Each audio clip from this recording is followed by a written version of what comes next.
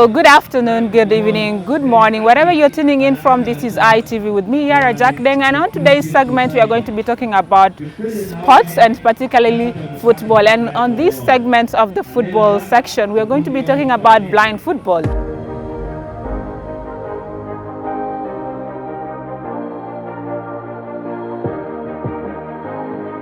Sudan. Enjoy the wonderful land football, South Sudan.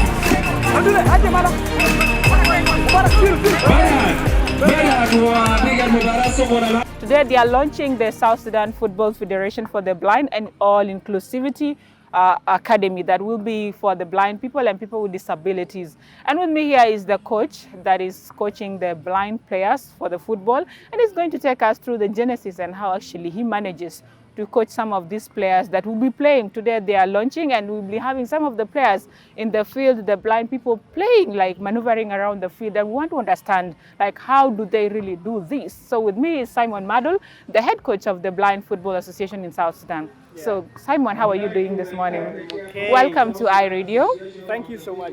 So maybe you need to tell us, explain to us in detail, we understand in the normal football where we have 11 players from each side, but here you say we have 6 players, the goalkeeper plus 5 of the people that are in the field. So how do they go when they're in the field? Who is in the defense position? Who is in the left wing, the right wing, the center, the midfield and all that? Like how do you... Okay, it's actually four in the middle and then one goalkeeper. This make it 5, and then it depends on the coach. Yeah, how you wanted your players to be in the field. It depends on the coach that is coaching today. Maybe you wanted one striker and then one person in the middle and then 2 defenders, or you wanted 2 strikers and 2 defenders. It depends on how you want it to be. And also there is a coach.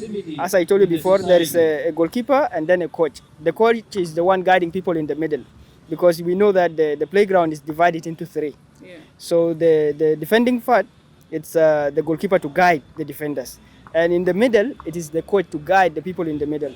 And then those one who are striking, the strikers, they are being guided by a guide behind the goal.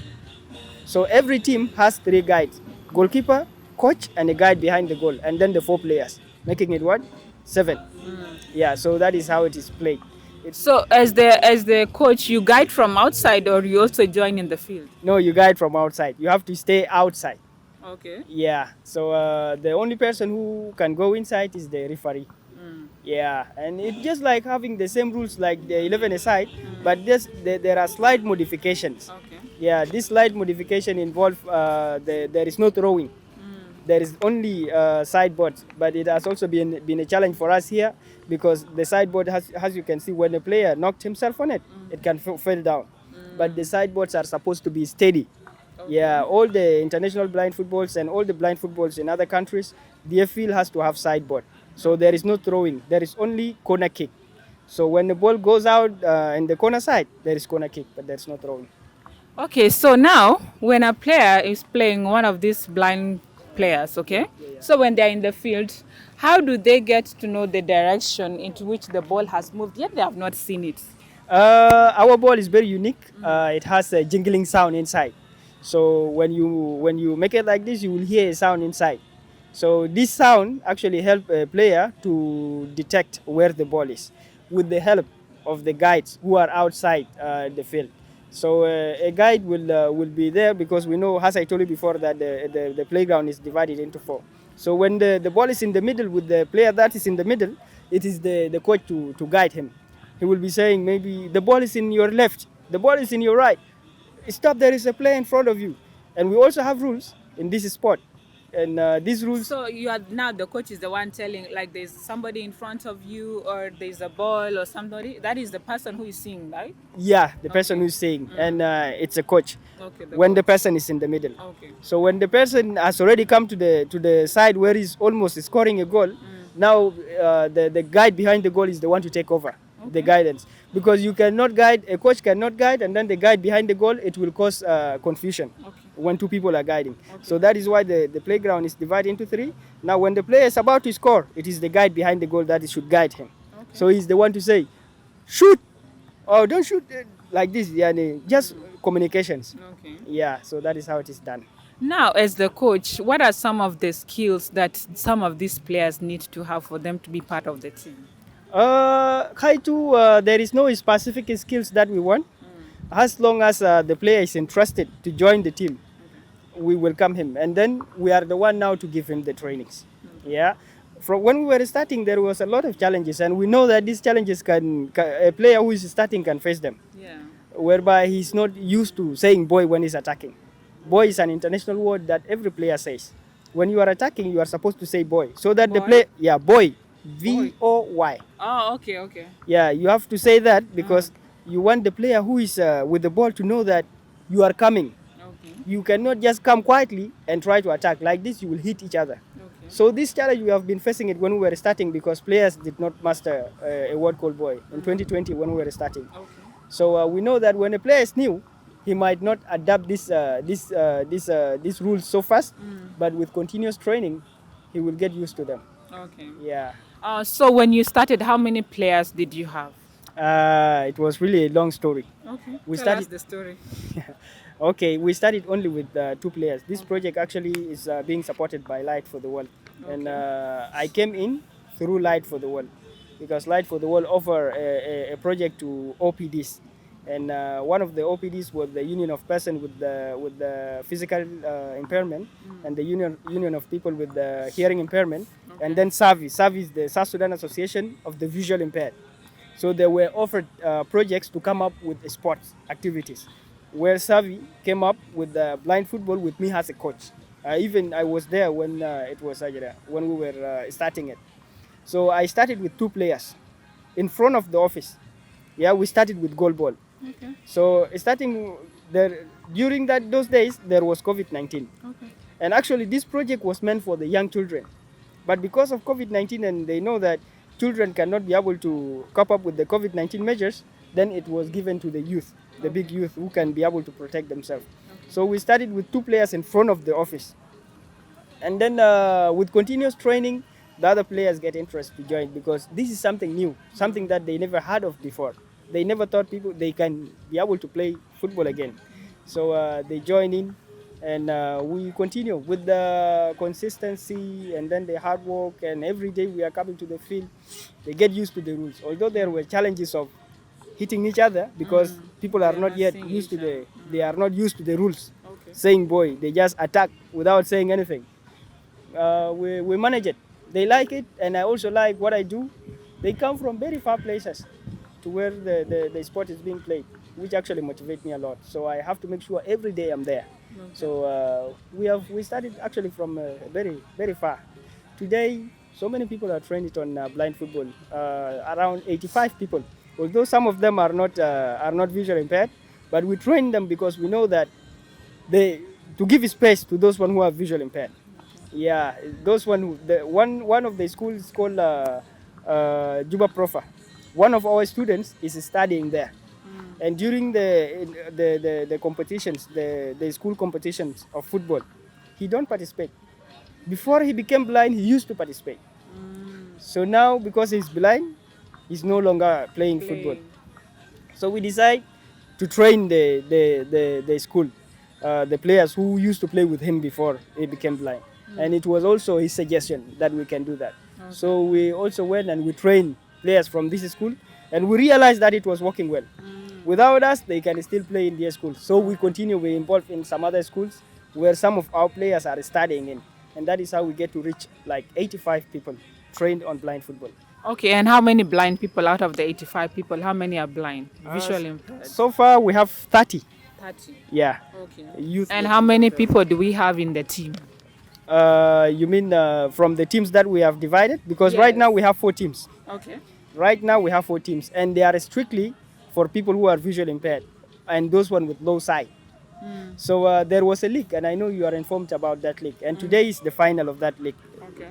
together with the launch. Okay. So when we started this league, we managed to divide the team into four.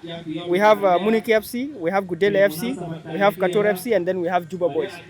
So the other teams were beaten out, and today is Kator FC and Juba Boys that are going to play the final. Oh, so the finals will be awarded today from in the middle of the launch, huh? Yeah. Okay, now tell us, what is the motivation that you have that really brought you to this point where you have to come and train people who are visually impaired to make sure that they actually actualize their dreams or to participate and be part of the football, not to feel left out?